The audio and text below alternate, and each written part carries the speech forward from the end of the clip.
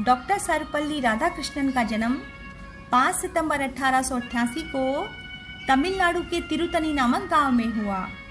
उनका बचपन बेहद गरीबी में बीता, परंतु वे बचपन से ही पढ़ाई में काफ़ी तेज थे। डॉक्टर सर्वपल्ली राधाकृष्णन ने करीब 40 साल तक एक शिक्षक के रूप में कार्य किया था। सन 1952 में भारत के पहले उपराष्ट्रपति बनाए गए और सन 1962 में देश के दूसरे राष्ट्रपति बने। भारत में शिक्षक दिवस मनाने की परंपरा 1962 में शुरू हुई, जब डॉक्टर राधाकृष्णन का जन्मदिन मनाने के लिए उनके छात्रों ने उनसे स्वीकृति चाही। तब उन्होंने कहा कि मेरा जन्मदिन मनाने के बजाय यह दिन शिक्षकों द्वारा शिक्षा के क्षेत्र में किए गए योगदान और समर्पण को सम्मानित करते हुए मनाएं तो मुझे सबसे ज़्यादा खुशी होगी। डॉक्टर राधाकृष्णन के बाद भारत के दिवंगत राष्ट्रपति डॉक्टर APJ अब्दुल कलाम एक ऐसे महान व्यक्ति रहे हैं जिन्होंने शिक्षकों को सबसे अधिक सम्मान दिया। उन्होंने अपनी आत्मकथा में लिखा है कि दुनिया में शिक्षक का स्थान सबसे ऊंचा है। माता पिता बच्चों को जन्म देते हैं, लेकिन शिक्षक उन्हें ज्ञान देकर जीवन के गुर सिखाते हैं।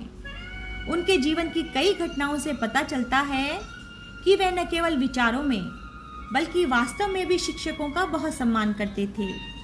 राष्ट्रपति का पद संभालने से पहले उन्होंने अपने शिक्षकों से मुलाकात की और कहा कि मैं आपकी कृपा से ही राष्ट्रपति पद तक पहुंचा हूं। उनका विज्ञान का अध्यापक एक हिंदू ब्राह्मण था। एक दिन वह कलाम साहब को दोपहर का भोजन खिलाने के लिए अपने घर ले गया। उस विज्ञान अध्यापक की पत्नी सरल विचारों वाली हिंदू महिला थी। उसने अध्यापक से पूछा कि वह एक मुस्लिम बच्चे को अपने घर भोजन कराने क्यों लाए हैं, मगर अध्यापक ने कलाम साहब को बड़े प्रेम से भोजन कराया। कलाम साहब ने अध्यापक की पत्नी की बातें सुन ली थी। अध्यापक उन्हें दरवाजे तक छोड़ने आए तो उन्होंने कहा, श्रीमान, आपकी पत्नी मुझे पसंद नहीं करती, तो आपको मुझे घर नहीं लाना चाहिए था। अध्यापक ने कहा, कलाम, जब हम नई व्यवस्थाएं स्थापित करते हैं तो कठिनाइयां अवश्य आती हैं। अब जब आप दोबारा हमारे घर आएंगे तो आपको ऐसी बातें सुनने को नहीं मिलेगी। जब वह अध्यापक कलाम साहब को दोबारा भोजन कराने के लिए लाए तो उनकी पत्नी ने स्वयं उन्हें बड़े प्रेम से भोजन कराया।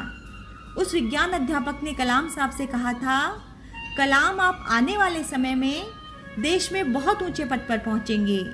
देश के महान वैज्ञानिक बनने के बाद वे सबसे पहले उन अध्यापक से मिलने गए और उनका आशीर्वाद लिया।